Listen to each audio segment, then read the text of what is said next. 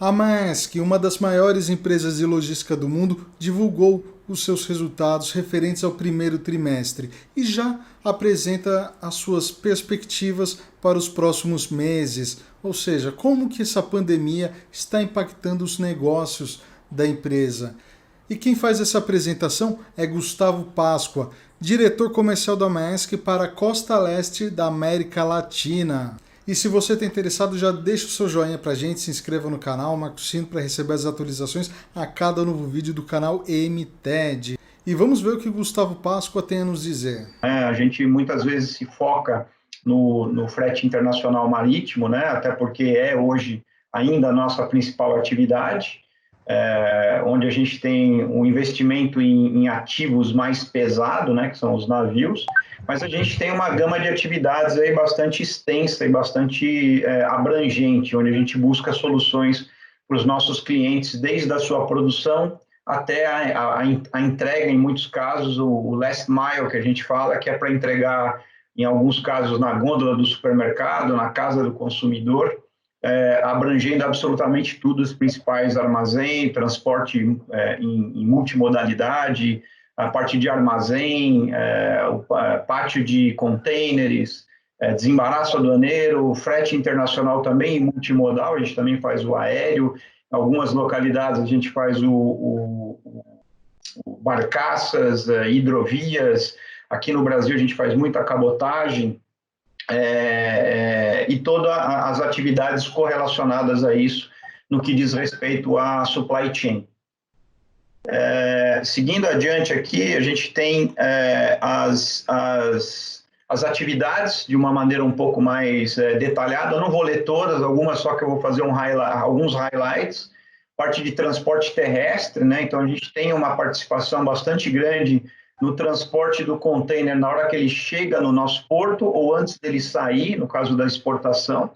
Associado a isso, a parte aduaneira, toda a parte de liberação de documentos, liberação da carga, tanto nas origens quanto nos seus destinos, né, servindo tanto para importação quanto para exportação, e na parte de armazém temporário, né, ou na armazém distribuição, que de novo, quando a gente recebe essas cargas aqui no Brasil para conseguir distribuir ela para um país como o nosso, que é continental, você tem que ter uma capilaridade bastante grande. Então, hoje a Maersk já atua de maneira bastante forte nessa atividade também, além de todas essas outras que estão aqui mencionadas, né? Esse material depois, acho que o Anthony vai compartilhar com vocês, e vocês podem entrar um pouco mais no detalhe dessas atividades.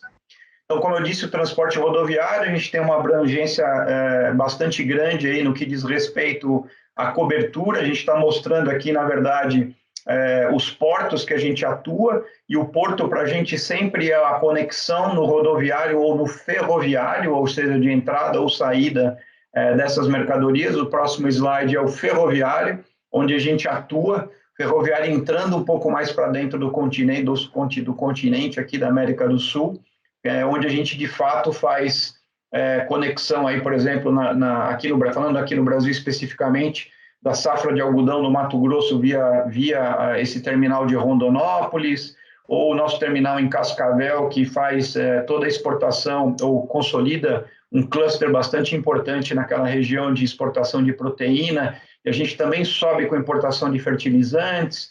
A gente tem Sumaré, onde é um cluster grande aí de distribuição praticamente para o Brasil inteiro, porque ele liga a malha ferroviária aí, entre os vários operadores e assim por diante. Então, a gente tem uma cobertura bastante grande, obviamente conectando hoje com os nossos serviços marítimos.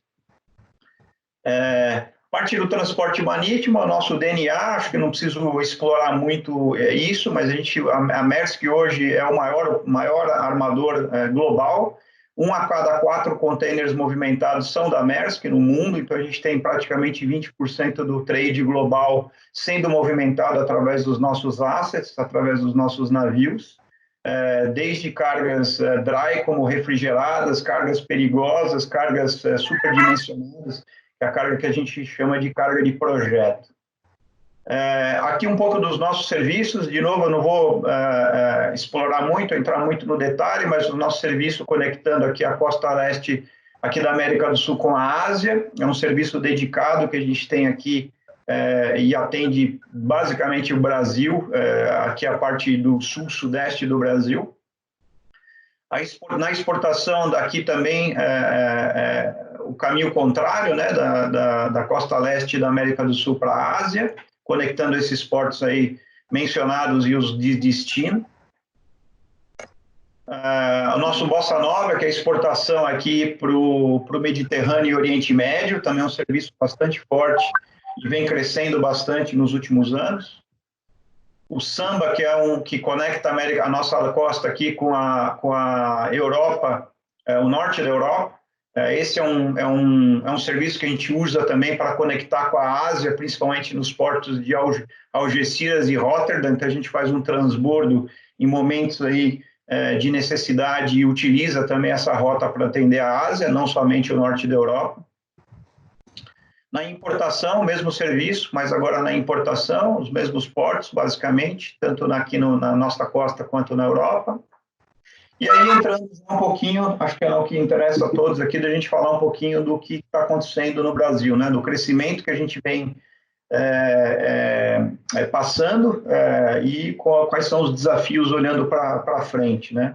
As importações, obviamente, relacionadas a consumo e alguns mercados muito específicos, como o mercado automotivo, principalmente, mas também de bens de capital e alguns bens de consumo, eles foram fortemente impactados aí nos seus processos de importação. Então, a gente tem uma queda muito grande. A gente teve uma queda, a gente prevê uma queda muito grande no segundo trimestre, aí, entre 20% e 25%. A gente ainda mantém um crescimento em relação ao ano passado de 3,8%, que não é muito, é um crescimento bastante modesto entre importação e exportação, isso muito guiado pelas nossas exportações, né? A exportação, ela vem num movimento de crescimento aí, que não sofreu nenhum tipo de desaceleração, mesmo agora nos períodos mais críticos aí do Covid. A gente vê um crescimento bastante grande. O primeiro trimestre desse ano a gente teve 6% de crescimento nas exportações. Nas importações também, no primeiro trimestre, o segundo trimestre que teve de fato queda, e a gente vê essa queda se estabilizada, na verdade, aqui do segundo trimestre para o terceiro trimestre, recuperando a partir do quarto trimestre. Então, a gente vê um U, né, uma recuperação em U, a gente teve a baixa na importação e a gente vê uma recuperação no horizonte aí do quarto trimestre desse ano. Então, a exportação vem sendo o carro-chefe, na verdade, aí para continuar com a nossa previsão de crescimento para 2020 em 3,8%. Aqui um pouquinho do desempenho do mercado nacional por regiões, né? Então, Sudeste, Sul, Nordeste e Norte. Por uma característica dos serviços do nosso marítimo, a gente é muito concentrado na região Sudeste e na região Sul, onde boa parte dos commodities que a gente atua, tanto na carga refrigerada quanto na carga dry, saem por esses portos, e uma participação um pouco menor nos portos do Norte e Nordeste, e principalmente com a importação.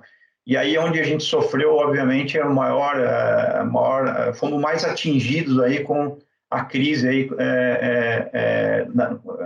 na importação especificamente. Aí, entrando um pouco na especificidade da exportação, a gente vê o crescimento das exportações vindo desde o quarto trimestre do segundo trimestre do ano passado. Ele teve uma queda no terceiro trimestre, o quarto trimestre se recuperou e o primeiro trimestre desse ano foi muito bom. A gente vê que o segundo trimestre vai continuar forte e o terceiro trimestre também.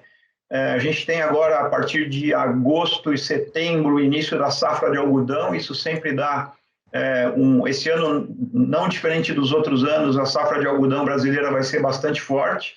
O único ponto de alerta que a gente tem agora é essa volta do Covid na China, né? O principal mercado de exportação brasileiro, não somente para algodão, mas também para algodão, é o mercado chinês, o asiático de uma maneira geral, mas o chinês tem uma importância muito grande. Então, a gente está monitorando essa situação. Por enquanto, nada indica que vai ter um impacto nas nossas exportações, muito pelo contrário, como eu disse anteriormente, elas continuam fortes, continuam com uma previsão aí de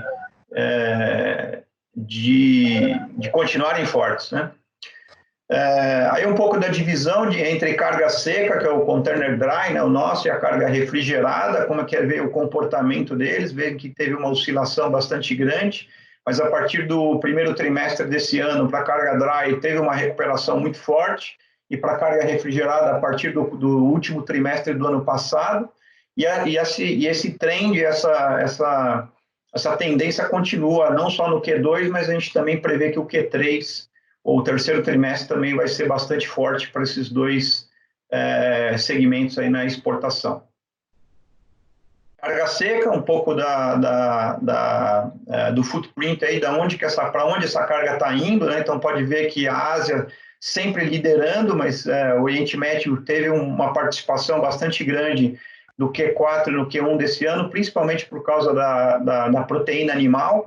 O mercado asiático, em algum momento, por causa da crise, se fechou, então as empresas acabaram redirecionando as suas cargas para o Oriente Médio e conseguiram ganhar mercado com isso, e aí a recuperação da Ásia, principalmente da China, fez com que a nossa exportação sofresse um crescimento aí de carga refrigerada interessante.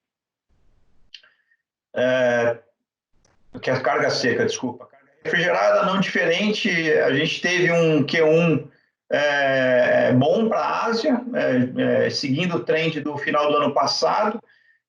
Europa aumentou um pouquinho no primeiro trimestre desse ano e a gente viu uma queda forte no Oriente Médio, mas muito por redirecionamento da carga aí entre países. Oriente Médio abriu um pouco mais para o Brasil e agora no segundo trimestre a gente vai conseguir ver desse ano um aumento da participação do Oriente Médio, mas a Ásia continua sendo e vai continuar sendo o principal destino da nossa carga refrigerada, principalmente de proteína animal.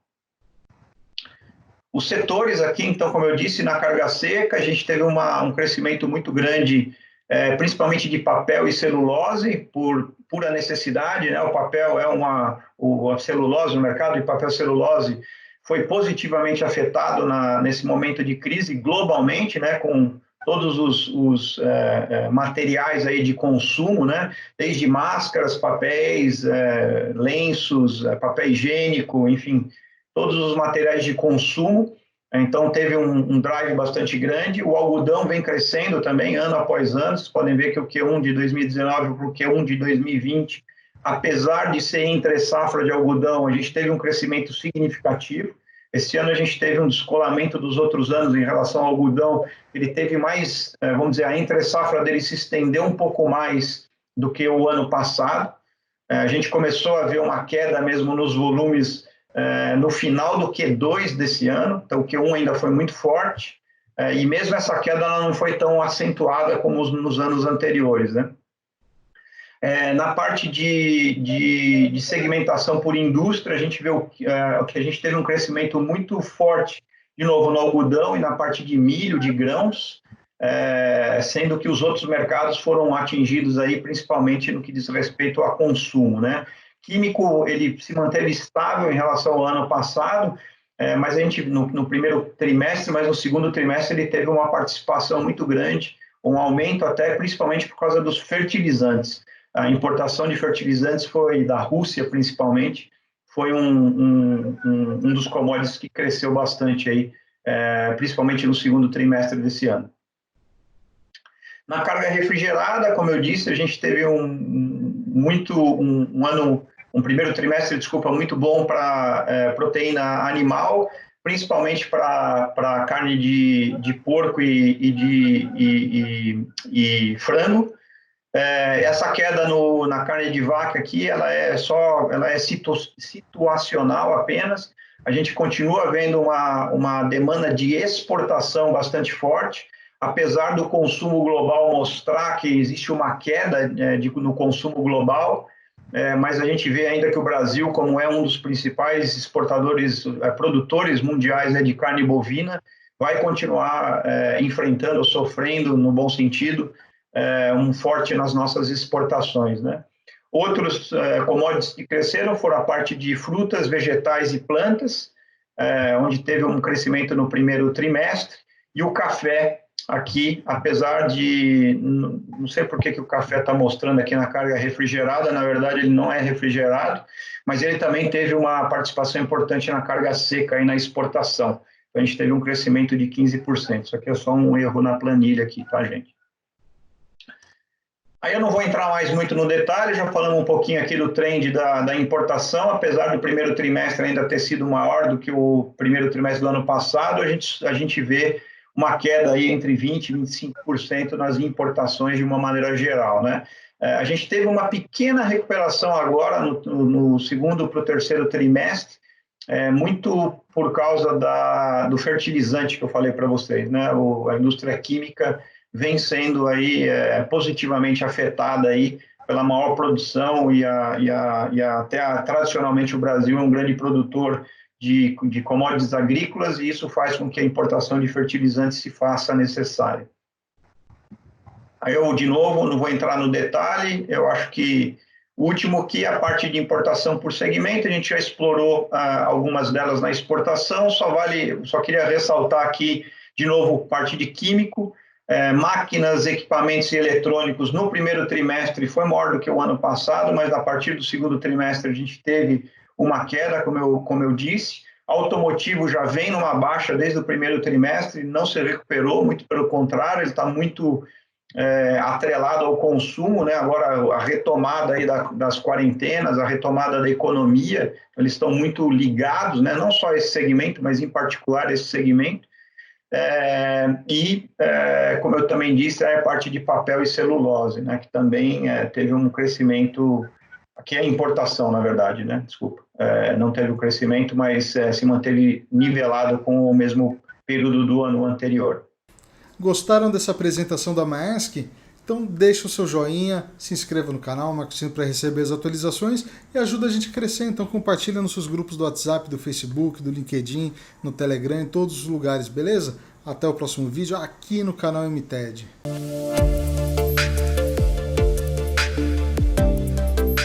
Nas regiões do mundo onde a Meritor atende, a gente está vendo uma queda de em torno de 40% a 50%. No Brasil, a gente retornou de férias, temos os clientes avançando um pouquinho a produção, ainda no nível muito baixo. Quando a gente fala um nível baixo, a gente está falando de 40% a 50% do volume que nós tínhamos em março.